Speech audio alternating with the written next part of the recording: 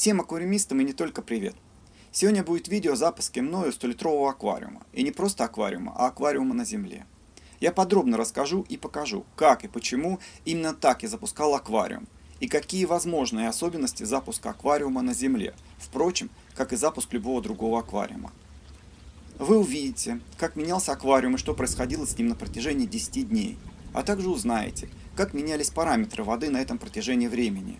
Буду каждые 2 дня проводить тестирование воды. Запуск любого аквариума не терпит суеты, а тем более на земле.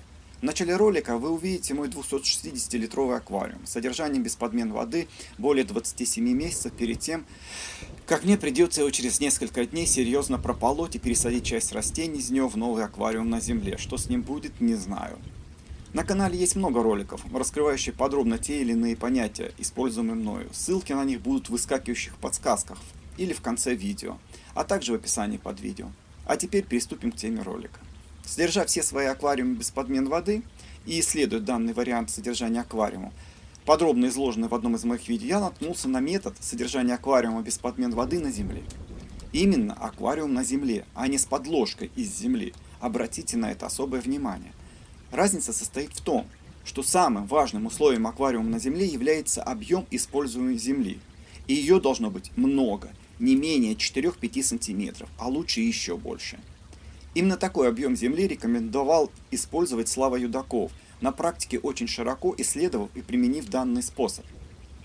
Диана Вальштадт, являющаяся по образованию микробиологом и много лет проработавшая в области медицинских и биологических исследований, в своей книге «Экология растительного аквариума» в разделе «Содержание аквариума на земле» рекомендует использовать землю, засыпая ее слоем не менее 3-4 см. Именно так она делает сама много лет, и ее аквариум на земле более 5 лет. Благодаря такому объему земли в аквариуме она, как и Слава Юдаков, содержали и содержат свои аквариумы на земле, совершая подмены воды примерно раз в полгода или год. При этом они оба обращают особое внимание на используемую землю, как залог стабильности аквариума на земле, кислотность которой не должна быть более 7, то есть категорически не 6 и меньше, и по возможности не содержать торф, хотя торф это спорный момент. Именно благодаря использованию земли с пониженной кислотностью и в большом объеме, а также используя относительно жесткую воду, исключается возможность закисания грунта.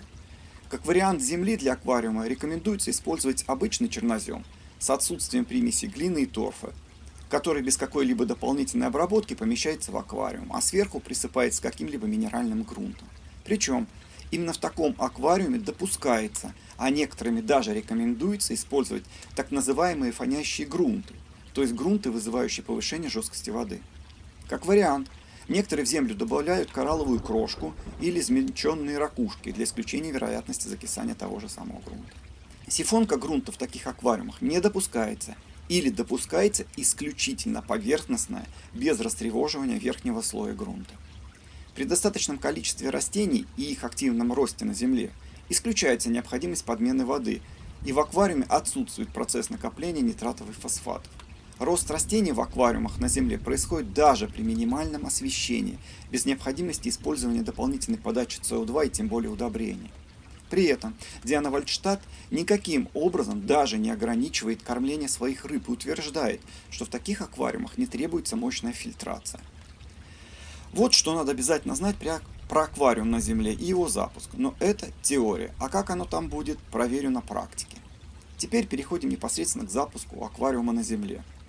Проживая в городе, я не стал копать обычную землю, дабы не связываться с вероятной живностью в ней, да и качество такой земли мне неизвестно.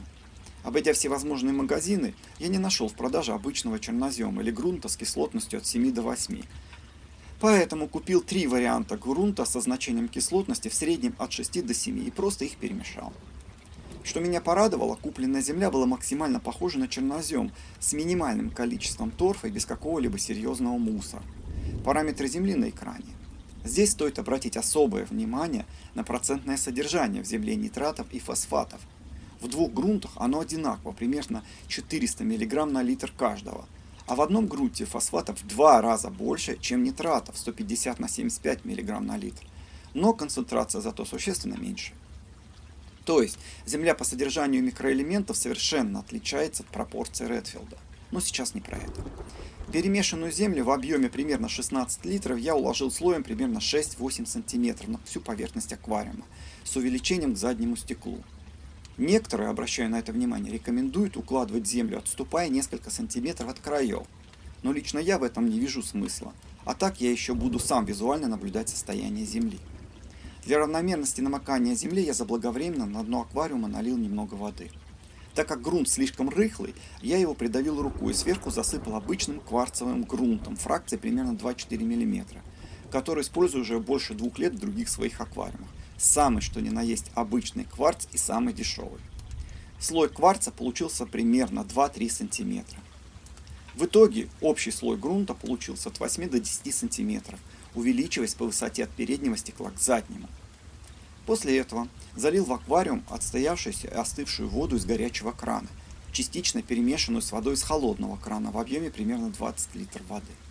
Кто не знает, я об этом уже много раз говорил, у меня в горячем кране pH воды 2, а в холодном кране pH 14-17, бывает и выше. На канале есть на эту тему подробное видео.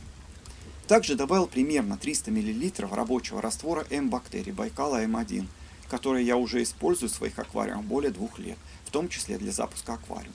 Сразу по поводу бактерий. Можно использовать любые имеющиеся у вас бактериальные препараты, как специализированные, так и не специализированные. Можно вообще их не использовать. Внося бактериальные препараты, мы не просто заносим в аквариум разнообразные штаммы бактерий, но главное, добавляем питательную среду для роста этих самых бактерий, что многократно ускоряет созревание аквариума, то есть наполнение его полезными бактериями и микроорганизмами. Старый, проверенный и эффективный способ запуска аквариума – это вливать воду из уже запущенного аквариума. Если, конечно, в аквариуме в старом не было проблем с водорослями и заболеванием рыб. Также очень эффективно просто взять губку внутреннего фильтра и отжать или прополоскать ее в воде запускаемого аквариума. Или воду после промывки внутреннего фильтра влить в запускаемый аквариум. Особенно это лучше сделать перед укладкой финального слоя грунта, чтобы ил и детриты с губки попали в грунт и там максимально остались. Это позволит максимально быстро заселить грунт и аквариум бактериями и станет питательным субстратом для растений. При этом не стоит переживать за мутность или осадок в аквариуме. Любой запуск аквариума почти всегда сопровождается помутнением воды, но вода за несколько дней обязательно станет прозрачной, а осадок очень быстро растворится. Еще очень эффективными способами быстрого запуска аквариума является внесение в аквариум водки или сахара, примерно чайная ложка на 100 литров. Водка и сахар являются самыми эффективными и легко усваиваемыми углеводами для бактерий. Внесение спирта или сахара обязательно вызовет резкую бактериальную вспышку и в кратчайший срок позволит сформироваться биобалансу в аквариуме. Естественно, этот способ запуска может применяться только в отсутствии гидробионтов в аквариуме. Но я не допускаю мысли, что кто-то, запуская аквариум, сразу в него сажает рыб, креветок или еще кого. Вот это для меня реальная дичь, так как это 100% вызовет или смерть, или сильнейшее азотное отравление гидробионтов при любой форме запуска. Конечно, есть исключения, если это не запуск на старой воде, где ее не менее 50%, и подключение ранее запущенного внешнего фильтра, ну или внутреннего, с уже заселенными бактериями. Если вы новичок в аквариумистике, не очень понимаете процессы, протекающие в аквариуме, не используйте специализированные бактериальные препараты для запуска, никогда не запускайте в аквариум гидробионтов менее чем через 2 недели после запуска, а лучше наберитесь терпения и выждите месяц. А сейчас я расскажу, для чего же надо добавлять бактерии, старую воду, сахар, водку и так далее и тому подобное. Можно ведь этого не делать, и аквариум все равно запустится. Действительно запустится, но без стимулирования и ускорения запуска вот что будет происходить в аквариуме. Напомню принципы формирования азотного цикла в аквариуме. В воде только запущенного аквариума всегда минимальное содержание бактерий и полное отсутствие пищи для нитрифицирующих бактерий, то есть аммония и нитритов, а следовательно происходит медленный рост этих бактерий. Еще напомню, нитрифицирующие бактерии – это еще самые медленно растущие бактерии в аквариуме. Примерно на 6-8 сутки после запуска при минимальном количестве нитрифицирующих бактерий в аквариуме происходит накопление аммония и скачок его значения. После вспышки аммония и появления пищи для нитрифицирующих бактерий последние начинают активно размножаться. Примерно на 12-16 день после запуска аквариума, активного роста бактерий и активной переработки, накопившейся с избытком аммония, происходит скачок и накопление в аквариуме нитритов, а затем примерно на 20-26 день нитратов. То есть именно поэтому, с учетом естественных временных скачков отравляющих веществ в аквариуме, во избежание отравления гидробионтов, без использования дополнительных мер и способов запуска аквариума, требуется примерно 1 месяц для завершения становления достаточной колонии различных нитрифицирующих бактерий и нормализации азотного цикла, впрочем, как и заселения других бактерий. Вот именно поэтому так остро стоит проблема при запуске аквариума ускорения стимуляции роста количества нитрифицирующих бактерий и других бактерий. Конечно, никто не отменял ускорение запуска путем помещения в аквариум суперживучих рыб и улиток, рискуя их здоровьем. Но это такое себе, на любителя и на понимание, а также на наличие тестов на аммиак, нитриты и нитраты в аквариуме, или просто рыб не жалко. Ну а теперь перейдем к моему запуску. Я специально не стал наливать полностью воду в аквариум, так как это мой первый запуск аквариума на Земле. И я не представлял, что может произойти с водой, в которую может попасть такое количество нитратов, особенно фосфатов, какое указано на упаковках. При этом в Земле находится огромное количество всевозможной органики. Я предположил, что уже в первые сутки произойдет сильнейшая бактериальная вспышка и выброс в воду огромного количества нитратов, фосфатов, органики, и вода, скорее всего, сильно окрасится. После чего мне будет проще слить эту воду и залить новую. Сразу после того, как я залил воду, я бросил в аквариум несколько кустов неприхотливого быстрорастущего индийского папоротника и подключил аэрацию через компрессор. Как все мы знаем или должны знать, аэробным бактериям, то есть всем основным бактериям, которых больше всего в аквариуме, и именно тем, которые участвуют в азотном цикле разложения органики, требуется для роста и жизнедеятельности кислород. И при его недостатке они или замедляют рост, или погибают. Любая бактериальная вспышка сопровождается помутнением воды, вызывает активный рост бактерий и повышением содержания в воде углекислого газа сопровождается. Поэтому наличие достаточного количества кислорода в воде – залог быстрого запуска аквариума. Естественно, при запуске обычного аквариума я бы сразу полностью залил аквариум водой и еще подключил фильтрацию. На следующий день, к моему огромному удивлению, хотя вода и приобрела некоторый заметный мутноватый оттенок, но все равно осталась почти прозрачной, то есть без появления какого-либо коричневого оттенка, чего следовало ожидать при запуске на Земле и что иногда происходит у других аквариумистов. Как вариант, объясняющий потемнение воды у других, это заливание воды в аквариум без помещения пакета или иного приспособления, исключающее вымывание земли или взвеси из такого грунта, то есть земли. Но каково было мое удивление после того, как я сделал тесты на нитрат, фосфат, нитрит и аммиак. Я сам не мог в это поверить. Фосфаты 0,5, нитраты 10, нитрит 0,1 мг на литр. Аммиак и аммоний не обнаруживались. То есть не произошло какого-либо существенного выброса в воду нитратов и особенно фосфатов. А также отсутствовала какая-либо опасная концентрация нитритов при отсутствии аммиака и аммония. Видя такое дело, я полностью залил в аквариум воду, подключил внешний фильтр, поставил пока не задействованный фильтр-рюкзачок, купленный для маленького аквариума, чего добру пропадать без дела. Также подключил в аквариум самодельный оксидатор для увеличения аэрации и подачи молекулярного кислорода. А также модернизировал аэрацию через компрессор, поместив распылитель воздуха в губку для внутреннего фильтра, превратив его в аэролифтный фильтр. В общем, голь на выдумке хитра. И когда все это есть, чего бы этим не воспользоваться? Естественно, все бы шло своим чередом и без оксидатора, и без аэролифтного фильтра, и даже вообще без фильтра. Но зачем усложнять решение вопроса и затягивать запуск?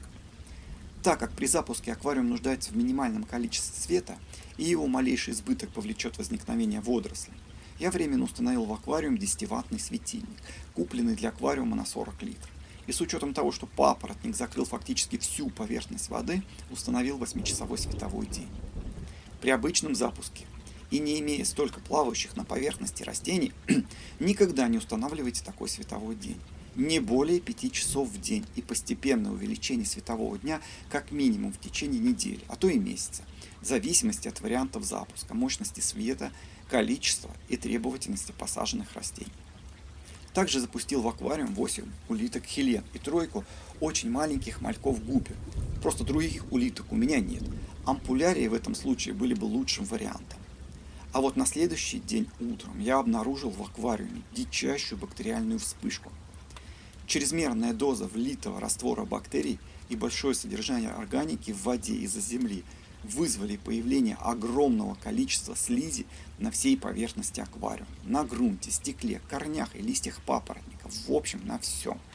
Слизи было столько, что даже забилась водозаборная насадка внешнего фильтра и губка фильтра рюкзачка.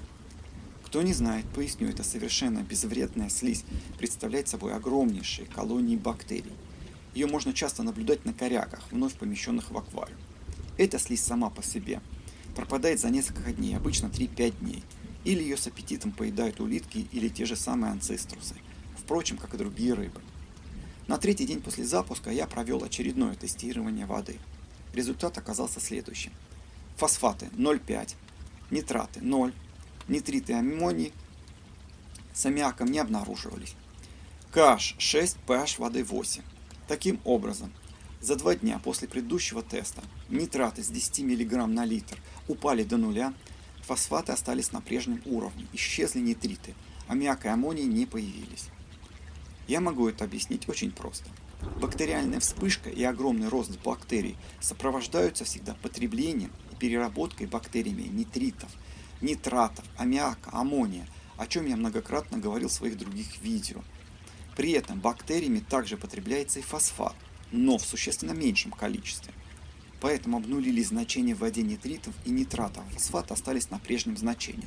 Но надо помнить, что грунт продолжает фонить содержащимся в нем нитратами и фосфатами, а фосфата в нем больше всего, больше, чем нитратов. Видя такие значения и понимая безопасность воды для гидробионтов, я опустил в аквариум еще штук 6 хелен, а также запустил пару десятков мальков гуппи и гуппи энтлера. На 4-й день сильное помутнение воды стало постепенно пропадать, и начался процесс растворения слизи. На 5-й день мутность воды в несколько раз уменьшилась, и продолжился активный распад слизи, а на грунте стал появляться коричневый сухой осадок. В этот день я купил роголистника и ламариопсиса и бросил их в аквариум до наведения порядка во всех других аквариумах, в том числе и этом. А роголистник я вообще считаю лучшим растением на запуске любого аквариума. На 5-й день я вновь сделал тесты воды.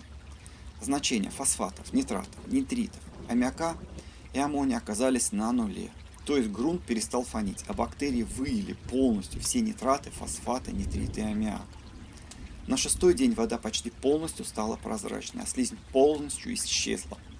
Рыбы и улитки, естественно, чувствовали себя прекрасно, даже с учетом того, что все эти дни я их не кормил. Уверен, что еды в аквариуме им было предостаточно. На 7-й день вдруг решил рискнуть и посадить в аквариум растения. Не хотел этого делать ранее, но наша хотелка и желание всего и сразу да побольше, как всегда, взяли верх. При посадке растения в аквариум с землей надо помнить главное. Аквариум должен быть сразу засажен максимально возможным количеством растений. То есть, чем больше, тем лучше. Что я и постарался сделать. Скажу честно, выбор растений для аквариума на земле ого-го как меня озадачил. Одна только мысль о том, что будет при прополке и возможной необходимости пересаживать или выкорчевывать растения, повергли меня в ужас. В общем, решил остановиться на относительно медленно растущих криптокаринах, буцефаландрах, бакопе, кринуме волнистом, лобеле, а также рискнул посадить аманию бонсай. На заднем плане и по краям аквариума остановился на относительно быстро растущих длинностебельных растениях. Перечислять не буду, кому интересно, прочитает в описании под видео. Светильник, купленный для этого аквариума, хотя имеет подобранный спектр красного и синего, но оказался явно слабоват. Пришлось дополнительно поставить светильник, купленный для аквариума на 40 литров. С другой стороны, многие пишут, что для аквариума на Земле не требуется мощное освещение. А Диана Вальштадт при существенно слабом освещении специально ставит такие аквариумы с тем расчетом, чтобы в них на несколько часов попадало солнце. В любом случае, на стадии запуска, для полного установления баланса и начала активного роста растений, в этом аквариуме мощный свет не нужен, и такого вполне будет достаточно. Пока установил световой день 6 часов. Дальше посмотрим. Земля землей, но отсутствие в воде нитратов и фосфатов не должно быть на нуле, так как они являются макроудобрениями для роста растений и потребляются подавляющим числом растений через листья. Поэтому стал кормить рыб. Ну а для чего их еще кормить? Конечно, это шутка юмора. Меня и так считают живодером, недокармливающим рыб. И вот прошло 10 дней. с момента запуска аквариума и 3 дня после посадки растений и кормления рыб. Сделал очередное тестирование воды. Результат таков. Аквариум жив, бактерии живы, азотный цикл работает, а в цифрах это выглядит вот так. Фосфаты 0,25, нитраты 5, нитрит 0,1 мг на литр. Аммиак, аммоний примерно 0,5 мг на литр. По сравнению с тестами 2 днями ранее появились фосфаты, нитраты, их соотношение хорошее, появились нитриты и аммиак с аммонием, но их значение даже для вновь запущенного аквариума совершенно минимально и безопасно для рыб. Вода в аквариуме сохраняет некоторую мутность. Плюс еще сознательно не чищу стекла внутри аквариума от бактериального налета, который весьма заметен. Так как это колонии бактерий, считаю, что удалять их сейчас нелогично без стабилизации баланса. Общий недостаток бактерий в аквариуме очень наглядно виден на грунте, где очень долго находятся и не растворяются экскременты рыб. В других моих аквариумах я никогда их не вижу, они моментально разлагаются. Но что требует от аквариума, которому всего только 10 дней? Почти одновременно с этим аквариумом запустил еще 2 креветочника, но это уже совсем другая история. Предлагаю в комментариях делиться своим опытом и приемами запуска аквариума. Очень хотелось бы услышать опыт запуска и содержания аквариума именно на Земле. Огромное спасибо моему первому VIP-спонсору Джулии Блэк, которая подала идею запустить аквариум на Земле еще несколько месяцев назад. Вот я и реализовал предложенное и задуманное. Аквариум на Земле для меня в первую очередь это эксперимент. Стараюсь рассказывать только о том, что сам знаю, сам сделал и в чем есть собственный опыт. Теория это, конечно, хорошо, но практика совсем другое. На результат будем посмотреть. Спасибо за просмотр и огромное спасибо зрителям мецената канала. Всем удачи и здоровья!